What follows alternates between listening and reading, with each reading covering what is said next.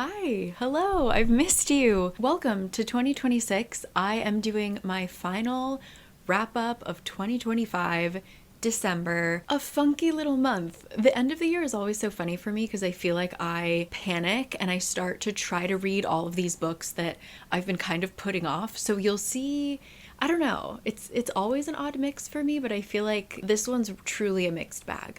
Also, right after I finish filming this, I'm going to dive into my favorite books of 2025 video. And in case you haven't been watching my monthly wrap-ups, you might not know, this was a really odd year. And I feel like I don't have any books that are like stand out my absolute favorite books of the year.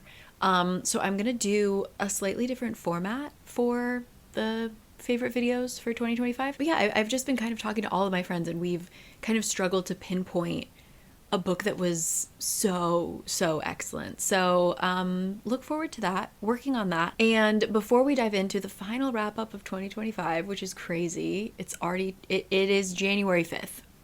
It is solidly 2026. That's really bizarre. Before I dive into that, I think we have a message from a caller. Hello? Who's this? Hey, yeah, it's me with great news. I would like to give a shout out to the sponsor of this video, Book of the Month. Some books I've gotten from Book of the Month will actually be in this wrap up, so enjoy. But I'm here to talk about their January reads. Book of the Month is a book subscription service that I've been using for years. Every month, their team goes through the new releases. Sometimes you can even get your hands on a book a little bit earlier than it comes out, just letting you know. Across genres, they do romantasy, you can get thrillers, you can get literary fiction. There's really no limit to what you can find with Book of the Month. And with one low price for each month, you can get your hands on one or more books every single month. What did I pick for January? I remember being really excited about one of them. Ooh, okay, this is what's great about having a horrible memory. First of all, cover. Okay, I got Rings of Fate. This is the first book in a new series called Curses and Crowns. The fate of two kingdoms may depend on whether a cynical barmaid and a cursed prince are willing to risk their hearts. Ooh, look at this. Okay. And my second pick is one that my friend read the arc of and actually put it, I think, on one of his favorite lists for what he read last year. This is Lost Lambs. Irreverent and addictive, pinging between the voices of the Flynns and the characters around them, Madeline Cash's Lost Lamb is a debut novel of quick-witted observation and surprising tenderness. In it, Cash has crafted a family saga for the 21st century, all held together with crazy glue. Yeah, it's just about a family that has way too much going on. I have only heard good things about it. So a litfic and a fantasy choice for January. You can see the list at bookofthemonth.com, and if you use the code GOALS for January, you can get your first book for $5. A hardcover, newly released book. They also occasionally have fun merch. So I got these socks that say, "I'd rather be reading," but I also have a couple hats from them. They do tote bags sometimes. Always fun stuff for bookish people. You can gift a subscription to people if you've got a birthday coming up or something. Thank you so much to Book of the Month.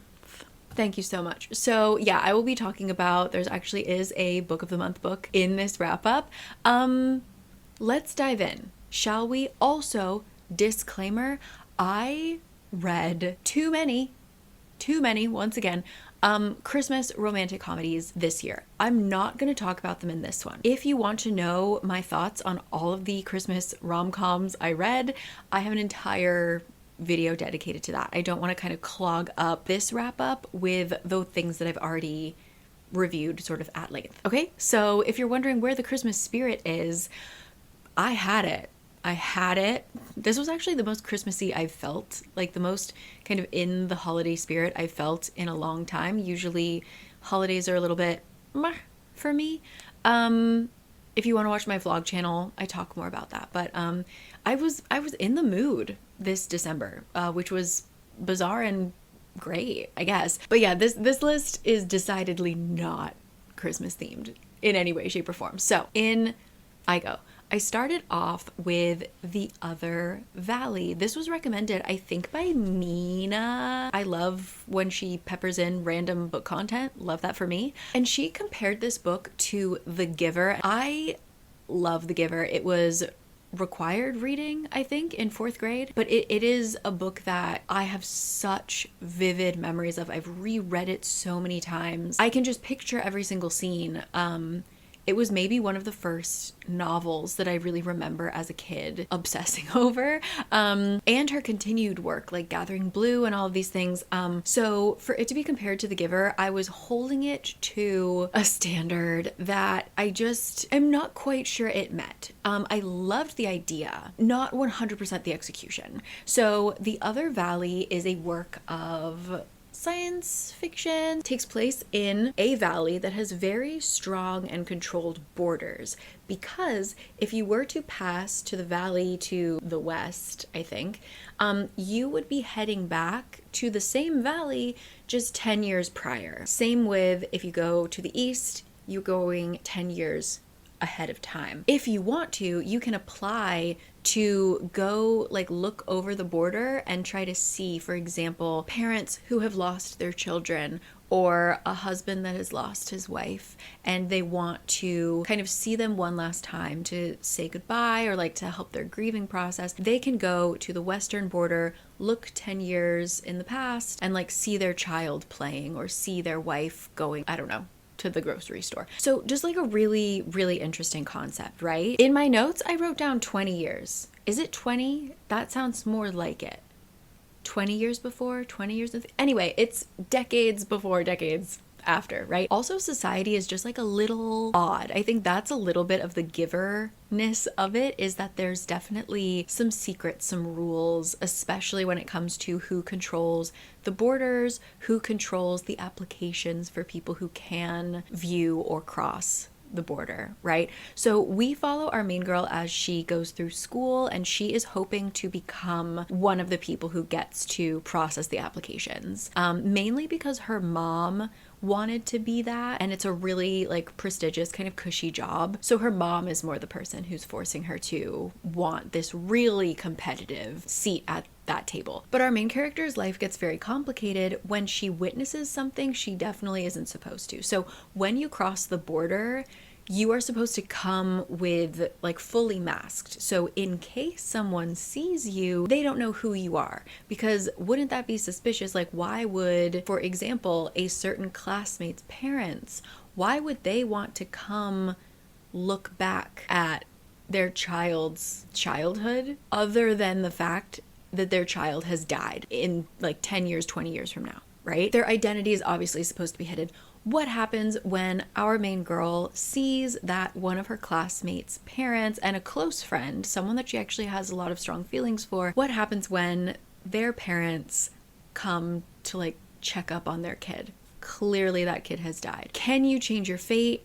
What happens when you do? What happens when you know the future? That really changes the entire trajectory of her life. What if you could go back and try and change things? You know, like, I really liked the idea of it, but just for me, it was a little bit slow. Again, had those expectations of it being like The Giver, and I wanted my entire world to be rocked, and it wasn't. But if that sounds interesting to you, it wasn't bad. It was just, for me, a teensy bit too slow, just a teensy bit. But that was The Other Valley. Oh my gosh, after that, I feel like the theme of this month is just wonky pacing, but I still liked the book. So you can end the video here. Guys, that's exactly what happened in pretty much every book that I read this month, unfortunately. The next book we're talking about is To Bargain with Mortals. First and foremost, loved the reading experience. Adored the reading experience. This is a book through Bindery, which is pretty exciting. It's this author's debut novel. It is part of a series. It is a fantasy world, but very clearly based on colonial India.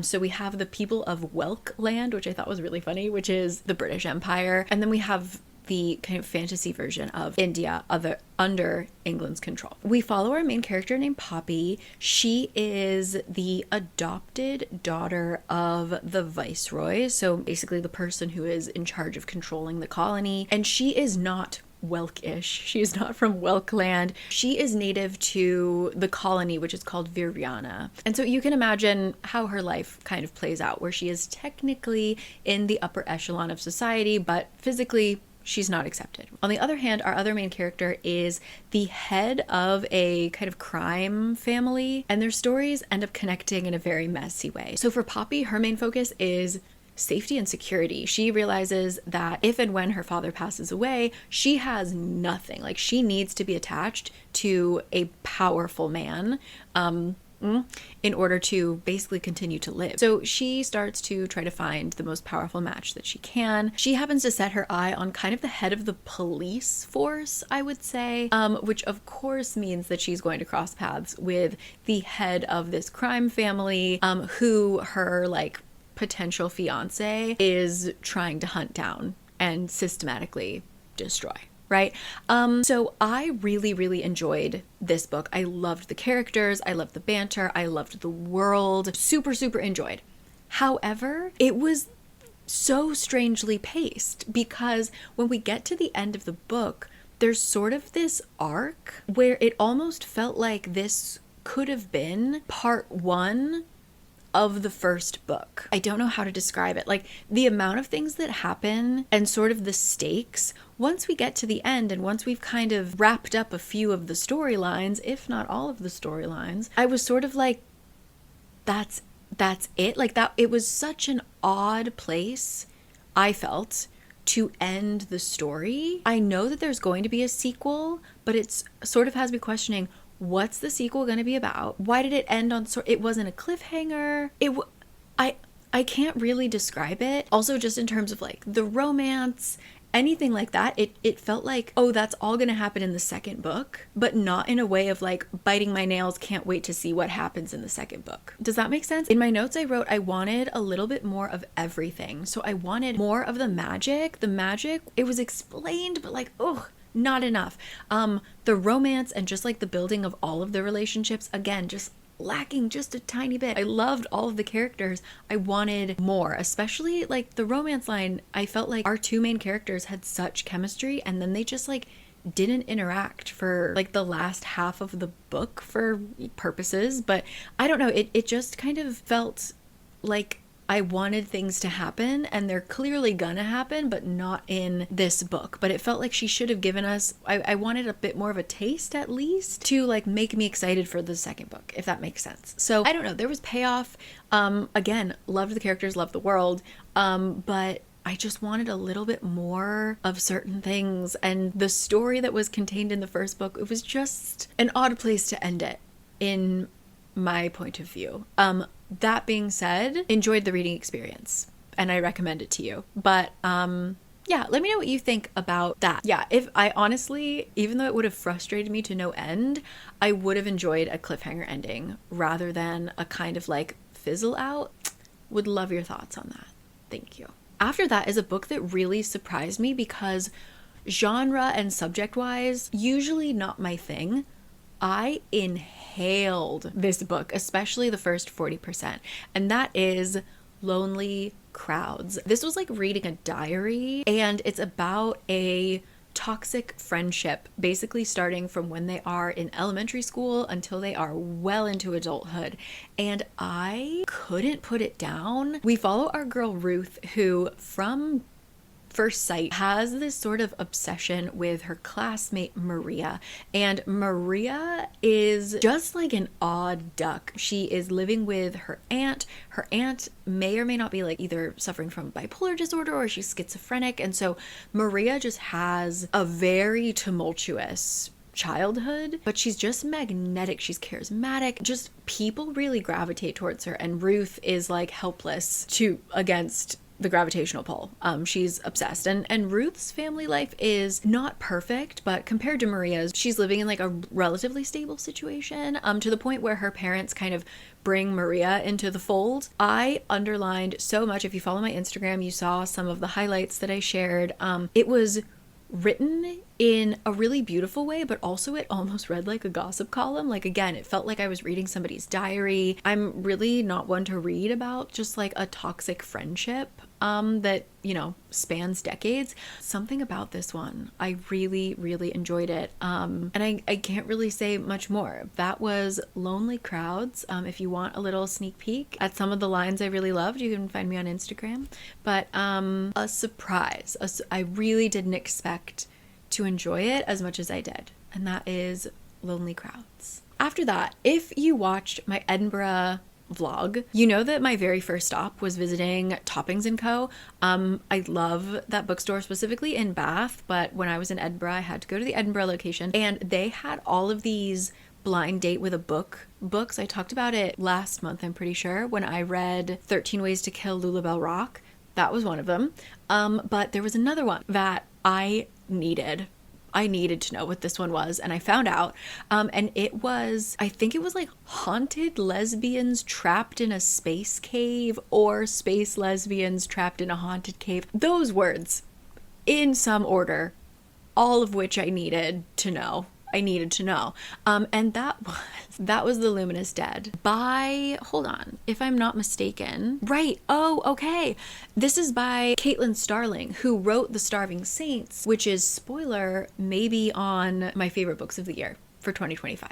Okay. Totally different. Okay. Starving Saints was very like medieval, lady knights, plague. This is like space, but also diving, like cave diving, but like just very, very sci-fi. Okay. I loved and hated this book. I loved the setup. Like we're following our main character who is trying to make money.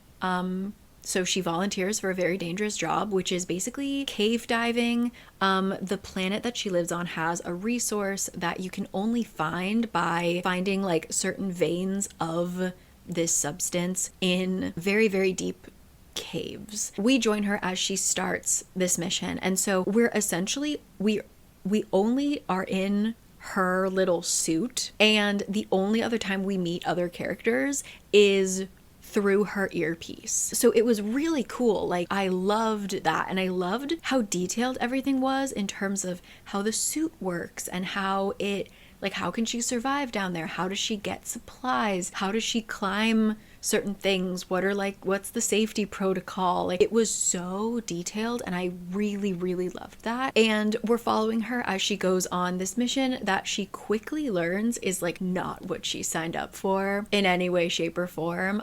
Might involve some like creepy dead things, might involve like mushrooms everywhere. There's a lot of actually diving. Like, some of it is her just walking through a cave, but some of it she has to swim, and that terrifies me. Like, cave diving, I can't even watch those videos on Instagram when people are like, come with me to like blah blah. There's somewhere in Mexico where you like jump through this tiny hole and you end up like in a secret beach. No, never. I can barely watch those. So reading it, I was having a rough time, but that's what I loved about this book, is that it was so visual. I was there. I was in the cave. I truly saw so many of these scenes. However, you're like, Cari, she's alone in the cave. I was promised haunted lesbians. Yes, okay. The person in her ear, the only person who knows where she is safely down below, the only person who could help her if something were to go wrong, they start to form a relationship. I gotta say, felt a little trauma bondy to me. I didn't get it. I didn't get the romance. I didn't like it. Yeah, I don't know. That was just like the weakest part for me. I wish that wasn't the case. I don't know. I just didn't like that. It's sort of like I talked about another book last month that I was reading where the villain is supposed to suddenly become a good person when you realize their like excuse for being evil. And in this one, I sort of felt as well, like the reasons behind certain things, I was like, nah, that's not really forgivable. Like, that doesn't really clear things up for me, dude. Like, what do you mean? So yeah, I didn't really like the relationship aspect of it, but everything else was just so cool to read. Like, so visual. So that's The Luminous Dead. I wouldn't go into it if you're looking for, well, I mean, like, it is a sapphic romance, but I did not like that aspect of it at all. If you're interested in like being freaked the hell out with cave diving, there you go. She did that so well. I would love to know her research process for that because it was really, really cool. So that's The Luminous Dead. Had a great time. Little weird, okay? There you go. And after that, I have a physical copy because this is a book of the month book. Like truly you can see no Christmas spirit in sight thus far, right? Because I read Dark Sisters. This is a horror novel split into 3 different POVs, 3 different timelines, and was it creepy? Yes. That's sort of all I can say. This is annoying. This is maybe the second time this year that I have had a similar complaint. I feel weird with this complaint. Like the fact that I don't like this doesn't sit well with me, and I need to think about it myself as to why. But this is essentially just another book about the patriarchy is ruining women's lives. The sort of like end message wasn't groundbreaking. I don't know why I'm like bothered by that. Like, yes, it is true. Everything in here, completely correct. Yeah, the patriarchy is hurting all of us regardless of gender presentation, right? But I just sort of wish it was a little deeper than that. We are in 3 different timelines. One is way in the I think it's in the 1700s. 3 POVs. We start off in the 1700s, then we have a character who is living in the 1950s, and then we have who I would consider our main character, who is living present day. And it all stems around this mysterious cult, especially present day. You get the sense of like very kind of Stepford Wivesy vibes where everyone is living this perfect life. They're all really rich, they're all really attractive, and our present day main character is the daughter of the head of this mega church, of this cult, right? But of course under that there's always something mysterious. So whenever anyone does anything wrong, and it is, hey, 100% of the time, women who do something wrong, they all get sent on retreats. So if you get caught smoking a cigarette, if you get caught dancing a little too whatever, you're getting a little frisky, sent to retreat, okay? And people come back weird, let's just say, on their best behavior, but like a little strange. Sometimes they don't come back, and there's sort of this like old folk tale of the Dark Sisters, and that full credit where credit's due, creepy. The horror aspect of this is actually really scary. The imagery she chooses, like the Dark Sisters that are the like evil things haunting the perfect cult land, they show up as like 2 women with their braids tied together, and they like crawl out of this haunted evil tree. Scary. So I did like it. It just didn't, other than the horror aspect, it didn't necessarily feel new or groundbreaking because, again, patriarchy. I did like the beginning of each of the stories. I'm still a little bit confused about what happened in the 1700s. We can talk about it in the comments if any of you guys have read it, but I'm sort of like, what was up with the mom though? Like her choices? I don't know. Enjoyed the reading experience for sure, just sort of fell a little bit flat at the end because it's the sort of thing that you could see a mile away coming, and when the ending is just like, yep, that's what I thought, it's a little, you know? But if you just want something creepy and then there's like cultish stuff, a lot of weird religious trauma, there you go. That is Dark Sisters. Oh my goodness. Okay. After that, I picked up a book knowing what I was going into, okay? But I needed to know. Curiosity killed the cat. I had to know what was going on inside of this book. Akwaeke Emezi, who wrote Pet, which I loved, who wrote so many other incredible books. They wrote a spicy romantasy, and I needed to know what that entailed. And you know what? I really liked it, except for the fact that it was super spicy. So like that's on me. That's totally 100% on me. If you closed your eyes and took out the spice, I loved this book. So if you like spice, there you go, perfect book for you. But I did actually really enjoy the story. So the setup is something I love in fantasy, especially when the fantasy is taking place in the real world. We are following a kind of family of only women, just this house that contains numerous generations of women of this family. They all have weird powers. It felt very like practical magic-y, like they live out in this marsh. I believe it's in Louisiana. And so when our main girl, whose name is Galilee, when she decides that she actually needs some space because of her powers, certain members of her family have always kind of been really harsh to her. Like, this isn't a perfect, happy, loving family. There are definitely people who like really ostracize her and make her feel horrible as a child. So she decides when she gets the chance, when she's old enough, she's gonna get some space. She moves into the city, ends up meeting friends her own age, trying to live a normal life, as normal as you can possibly get, right? The only problem is she befriends crazy people. She befriends this one girl whose father is like maybe a war criminal, like super, super wealthy, and just don't ask what he does. You genuinely don't want to know, and if you do know, you will likely be killed, okay? They get invited to a party at this girl's house and security is insane. The reason that they're even having this party is like they're celebrating this one object that got returned from either a French or a British or a Dutch or a Belgian museum, has finally returned this object to Nigeria, I'm almost certain. Galilee's friend is like, listen, I can sneak us in, like we can get a private viewing of this really cool object, whatever. What happens when one of the guards gives off really strange vibes? It sort of makes Galilee's magic jump in her chest. And what happens when we find out that that guard may or may not be Lucifer, like the devil, like the actual devil, Lucifer Morningstar.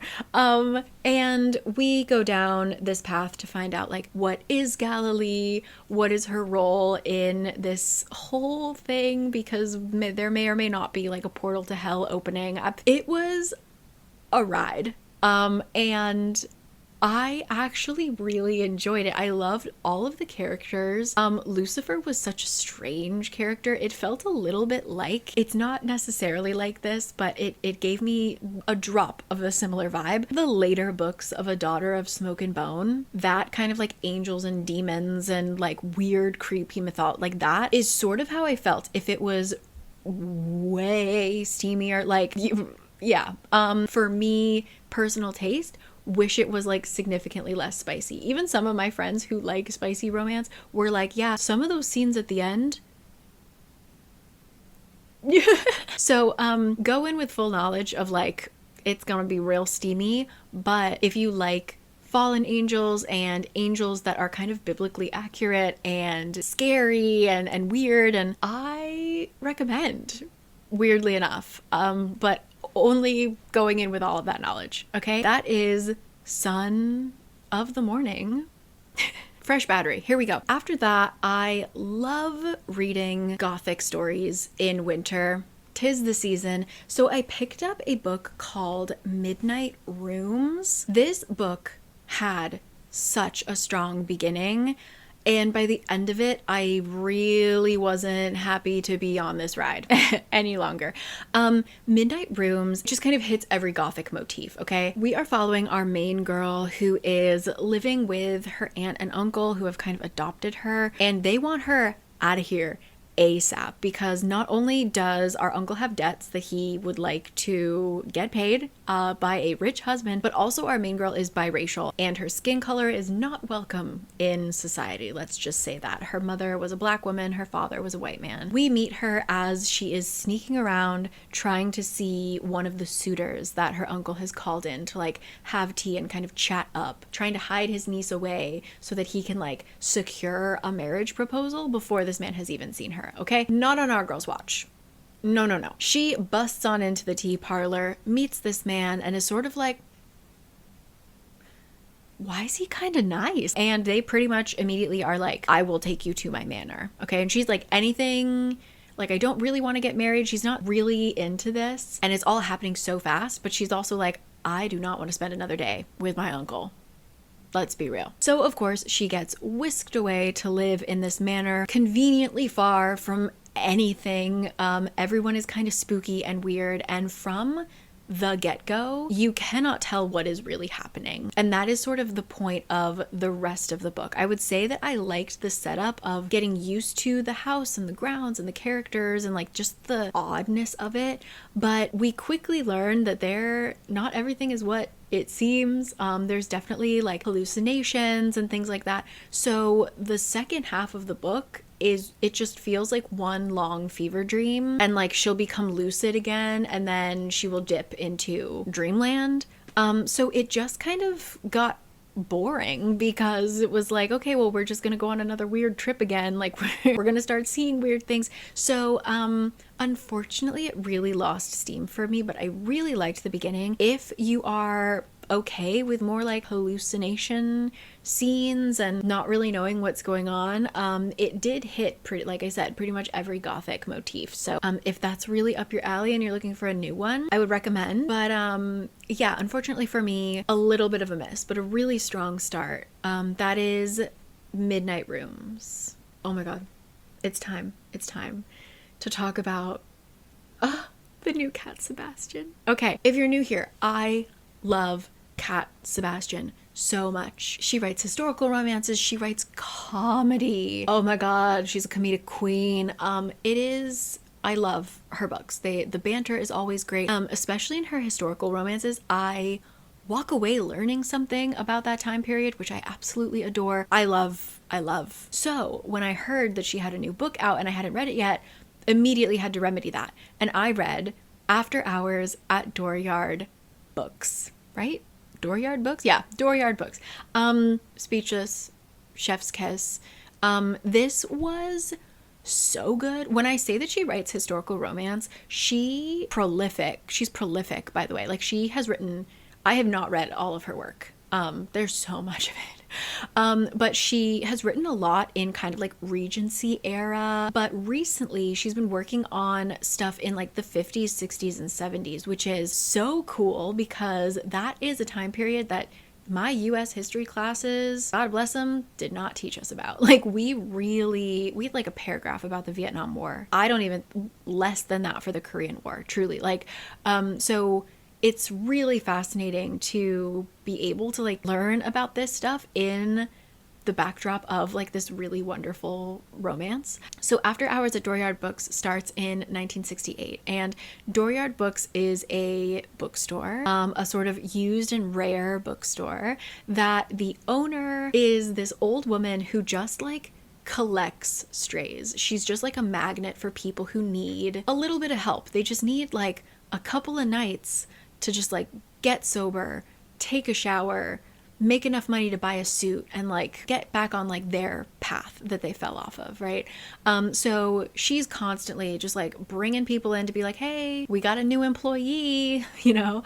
And we have our main character, Patrick, who is sort of one of her strays, but has stayed to be the manager of this bookstore. And so we follow him over the course of a year or so as he deals with this new employee that his boss has brought in, who's a really mysterious man, but he is so good at running a bookstore because he is so meticulous and organized, and Patrick is just like a little hurricane in a person. He loves books, but like cataloging them, alphabetizing them, unheard of for Patrick. So they start a very interesting relationship, but then we get another character who's brought in, someone that Patrick already knows, who has gone through something extremely traumatic and needs to just like grieve in a safe place with her child.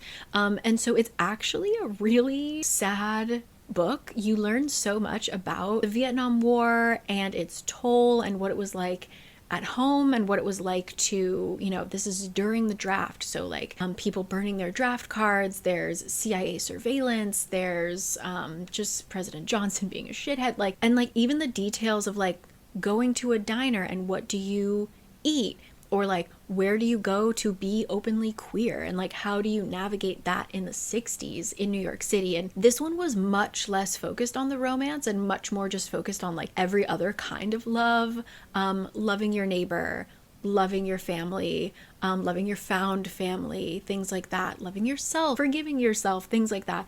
There is a romance, and I did really still love that, but it wasn't so much of the focus.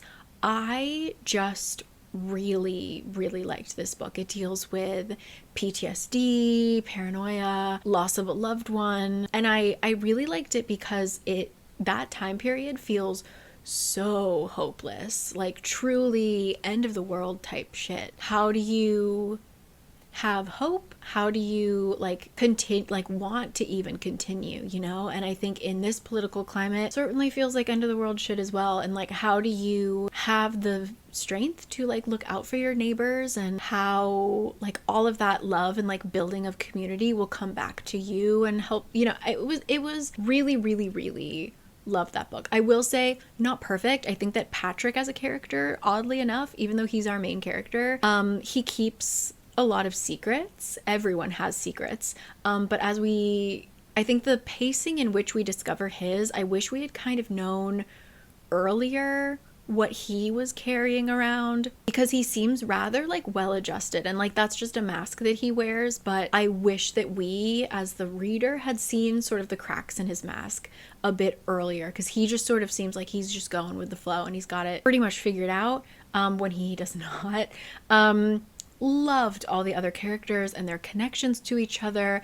I also am just a sucker for a book about New York City. What can I say? So it just truly ticked all the boxes for me, and I really liked it. That is After Hours at Dooryard Books. After that, really quick, I read a book that was just 90 pages called Alien Gods. This is part of a project by a group of authors and a graphic novelist who are retelling Lovecraft stories. And I was lucky enough to go to an event with all of these authors hosted by DB Books. Always follow their Instagram to know what's going on. They do a lot of different book events around the city. And so hearing them talk about it, they sold me. I could not buy every single book because I am out of space for books. So I tried to pick one, but they sold me on every single one.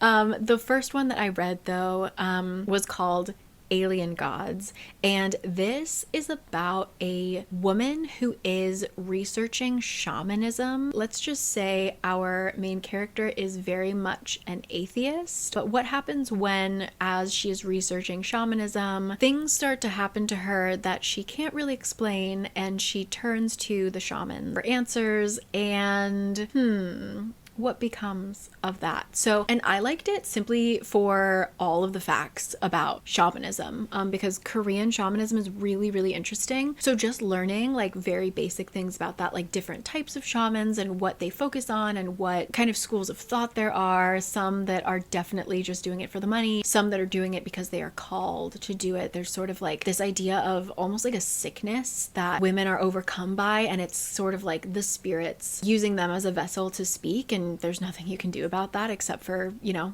answer your calling and become a shaman. And so that kind of aspect of it was really cool. So if you're into that, especially like I'm not very well versed in Lovecraft, but if you are, I think that getting those references and seeing what the authors were inspired by would be really cool as well. So really short, Alien Gods, check it out. After that, really quickly, is a DNF, but it is DNF because of me and my taste, unfortunately. I just gotta stop walking into these books. This is The Wondrous Life and Loves of Nella Carter, and pretty immediately I knew this wasn't for me, unfortunately, because it is very similar to The Invisible Life of Addie LaRue. And if you know me, I don't really like stories about immortality, so on and so forth, which is pretty much exactly what Nella Carter is. We follow Death, and Death needs to go pick up some people who are dying, you know, gather some souls, when he comes across a young girl who he knows he's not picking her up yet, but like her time is right around the corner because her entire family is dying of, was it typhoid fever? Some disease that she was not going to escape. She is the daughter of the plantation owner and her mother, who was an enslaved woman, and for some reason Death is really taken with her. And this is why I sort of don't like these kind of books, is just because I'm like, Death has been collecting souls for how long, and like this one girl is the first person that has like struck him. Like she can see him, and so she asks him something like, "Can I live?" or something like that, and he's like, "Whoa, I've never met a human that wants to live." I don't know, like the setup, I was a little bit like, ooh, this isn't for me. This isn't my kind of story. So yeah, our girl knocks his socks off, and they make a deal where she is allowed to live for as long as possible, as long as she writes and records why humanity is beautiful and good. Like their whole argument is like death hates humans and thinks they're just like a waste of space and mostly evil and yada yada yada. And Nella argues that no, humanity is beautiful. Like even though I've been through such horrible things in my young life, I still love people, and I still think at the end of the day we're worth it. Like life is worth it. We're good. So she spends centuries writing in like for newspapers or like for novels and things like that, writing about like examples of goodness of humans, and death will every once in a while come in and check up on her and be like, okay, convince me. And the day that she doesn't convince him, the world will end. So it's all riding on her, okay? The deal is like, I will let you live only if you convince me that humans are redeemable, and if you don't succeed, I'm wiping the world and we're gonna start a new one. Okay? It's the whole point of the book. I got about 30%, maybe even more. I got into multiple lives because she ends up meeting someone who she's like, you know what, I'm ready to spill my guts. And she tells her whole lives story to this one person. So we're kind of flashing between present and then going back to all of her lives. I got to life maybe number 3, and it was just sort of this cycle of like, she meets someone, falls madly in love with them. It's just really not my style, but also I just didn't like that very cyclical, I don't know, maybe there are future lives of hers that she doesn't have to fall in love, but it just sort of felt like, oh, she's living so that she can fall in love with this man, and that's it, and then she does it again. I don't know. So unfortunately, not for me, mainly because of personal preference, but also I just felt like it kind of wasn't doing anything there. That was The Wondrous Life and Loves of Nella Carter, which I only read maybe 40%. I'm going to say 40% of, until I put it down. So there you go. Could have had a fantastic ending. So that's why a DNF for me. Full disclaimer. There you go. Oh my goodness. Okay. After that, I read All Her Fault. I think it was maybe the first year that I started BookTube. I happened to read, was it Big Little Lies? I think it was Big Little Lies. I read that, a thriller, on my birthday, just like devoured it. I felt like that was just such a great way to end the year. It's like just a book that you absolutely devour in one sitting kind of thing. And thrillers always do that for me. So I decided to do that again with a book that I've been hearing a lot about, which is All Her Fault. I had a good time with this because I was like really trying to figure out who done it. I heard that the twist is like a twist you would never see coming, and so many people were like, I wish I could read this again, like forgetting the ending sort of thing. So I was here to be shocked, and I was very confident that I could find out who did it. I didn't. I was wrong. I kept notes of like on each page why I thought this person was the person who done it.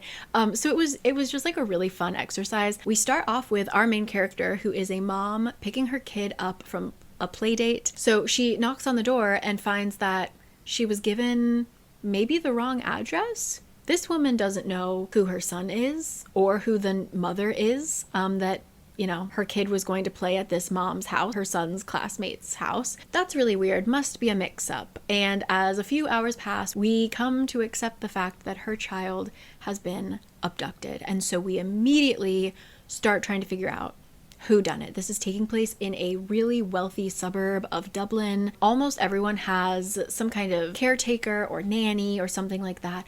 And so there's just a lot of people involved. The parents, all of the nannies of the parents, and a lot of things going on. Yeah, I didn't know who done it.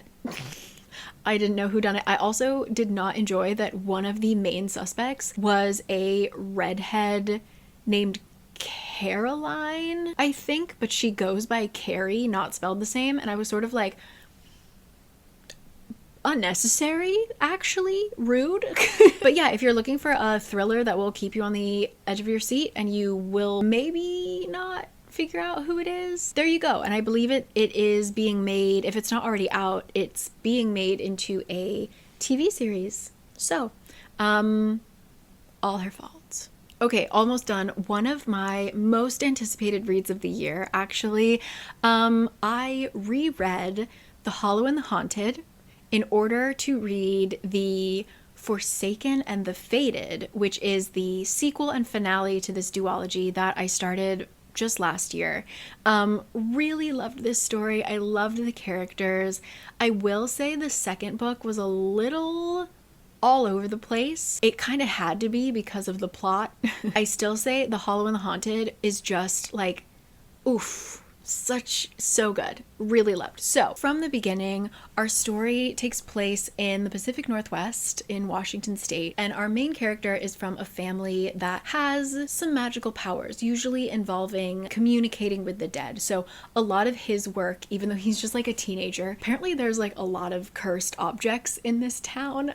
So he kind of goes around and helps families end their curses and put their relatives to rest and things like that. A few other family members have different talents, like some of them are seers and can see the future and make predictions and things like that, but he's pretty sure that he's just like a normal curse breaking kind of dude, until one day he looks in the mirror and he sees a boy around his age staring back at him, and the boy is saying like, find me. Find me. He starts getting visions and he realizes that this was a death prophecy. Like, even though he's not a seer, he knows that this boy is going to die, which is a problem because he doesn't know who the hell that kid is. Until, strangely enough, later that night, he realizes that that guy is the son of the family that, like, nobody likes. Specifically not his family. Very Romeo and Juliet, okay? But he feels a sense of responsibility that, like, I would like to tell this guy that he's gonna die and, like, hopefully stop that from happening. So the story unfolds, they work together and try to understand the prophecy, change their fates, etc. There's a very cute romance, and they're like realistic teenagers. Like, they're just kind of dopey and messy and like, I don't know, I really, really liked it. So I loved the first book. It almost, simply for the fact, I think that the other character's last name is Hawthorne and he lives in a giant mansion, it gave me the Hawthorne Legacy vibes. The mansion that I picture in the Hawthorne Legacy is the mansion that I picture for this book. Just if you wanted a glimpse inside my head there, it really doesn't have anything to do with the Hawthorne Legacy. The second book is where all the shit goes down, and so there's just a lot of action, but it was just not quite as tight as the first book. I thought that the first book, the pacing and everything that happened, the succession in which it happened, was all excellent. I feel like this was, now we're at the point where we need to kind of start breaking curses and changing fate, and it was just a lot of like trial and error. So they would like have an idea, try something, failed, back to the drawing board, try something, failed,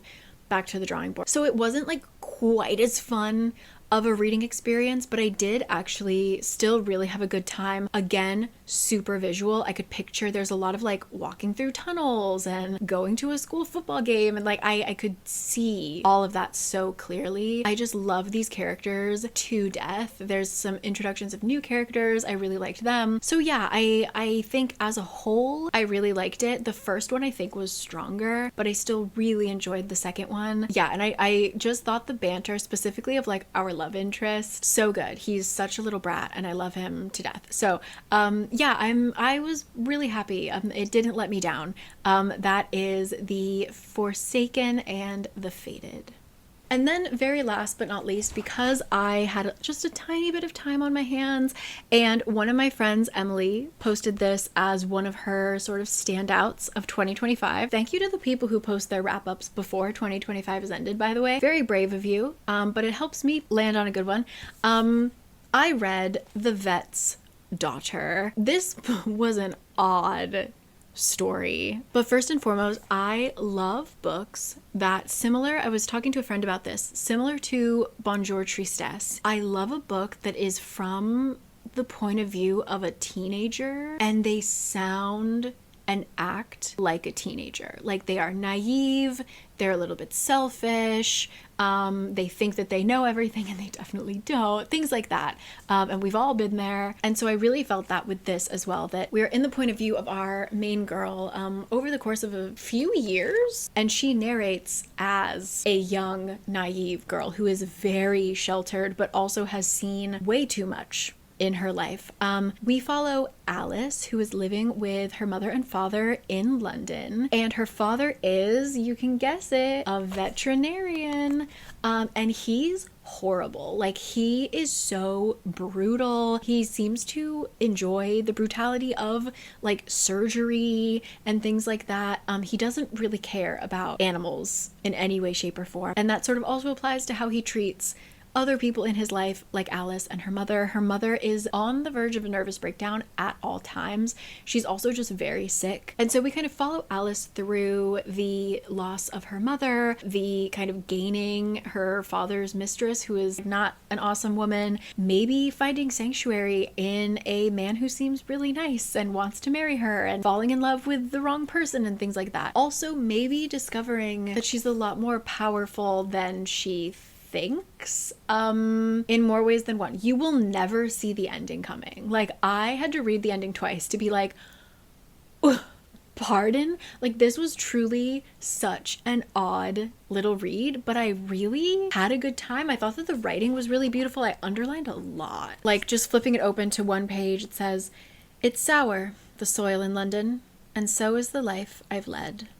Yeah, I loved the writing. I don't want to say that I loved the story, but the story is definitely one that I think will stick with me, because there were so many times where I wanted to just like take Alice and be like, get your head in the game, you know, like what's going on?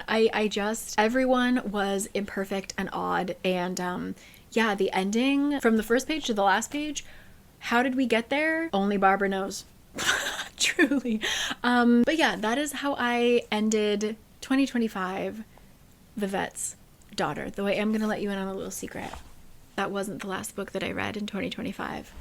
I read A River Enchanted. I'm not going to talk about it in this one because I want to talk about the duology as a whole. So I'll talk about it for my January wrap up, because I just finished A Fire Enchanted. Why did I leave that sitting on my bookshelf? Why didn't I read that sooner? A River Enchanted. Just putting that out there. Which also, funny enough, I also got the physical from Book of the Month. Which leads me to, are you still on the line? Yep, still here. And once again, you can use the code GOALS to get your first Book of the Month book for $5. Check out the list. As always, this month has got some really interesting ones. You can get one or more books, plenty of add-ons, things like that. So thank you as always to Book of the Month. Can't wait to see what they cook up next. Back to you, girl. Cool. So anyway, I'm gonna wrap it up here. That was my December of 2025. Very strange. And then imagine reading all of these books, but interspersed, there are Christmas romantic comedies, most of which were like not the time of my life, let's just say. So yeah, it was a very weird reading month. So far, January, so good. I am having a really good, knock on wood, reading experience. I'm gonna leave you here. I'm gonna see you for my favorite books of 2025, which I'm excited to start filming. I'm already panicked. I know my opinions are gonna change the second I stop recording. I just gotta be okay with that. So anyway, I will catch you guys later. Let me know all of your thoughts down below, especially just like pacing. Am I just an impatient reader? I don't know. I'm starting to actually worry about that the more that I feel like that's such a complaint that I have, and maybe I'm the problem, and maybe I am. So anyway, catch you guys later. Thank you as always for joining me. Let me know what you're reading. What was save your favorites for my next video. I want to know your favorites of 2025 in the comment section of my next video, but tell me what to read and I'll try my best to do it. See you then. Love to you always. Happy 2026. Catch you in a bit. Okay. Bye.